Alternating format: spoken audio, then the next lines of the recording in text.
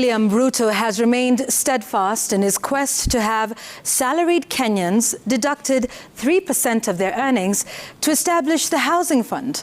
This as he hosted Singapore Prime Minister Loong at State House Nairobi.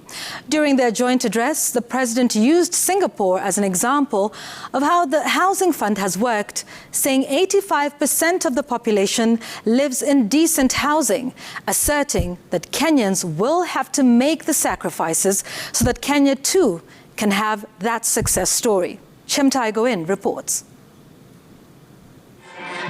Despite the uproar that has greeted President William Ruto's push to impose a 3% deduction on the salaried population to raise funds that will be used to construct affordable houses for the low-income Kenyans, the president is not relenting. After their joint news briefing. During his joint briefing with Singapore Prime Minister Loong, the president stated that the time was right for the country to establish the fund. I don't want us to postpone this agenda anymore, and thus I am asking Kenyans to make the choice by saving into the housing fund so that 60 years from now, we can also have a similar success story. The president adding that the short-term painful sacrifice will pay off in the long term, alluding to Singapore, which he claimed has successfully established a housing scheme. Their story and journey did not start overnight. It began 60 years ago. Around the same time, we established our housing policy in Kenya. They took some hard decisions and made some sacrifices where they undertook mandatory savings, and the results are there for everyone to see. We are 60 years late in taking this bold step.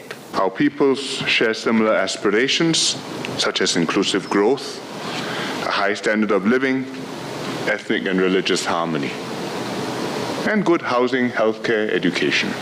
He further stated that Kenya needed to shed the tag of hosting the largest informal settlements. The president hinted that it will be business unusual. If there is one lesson we will learn from you as Kenyans, is to make the right decisions, however difficult they may be, because we can see in Singapore what right decisions can make of a country. The two leaders also witnessed the signing of 3 MOUs on ICT, which will facilitate cooperation on cybersecurity, digitization of government services, and ICT capacity building, carbon credit collaboration, and skills development to help boost the capacity of human resource, amongst others. With the two nations having identified barriers they believe to be limiting the balance of trade, Kenya will be tapping into Singapore's success story as it begins to implement its transformative agenda. Chemutai Goin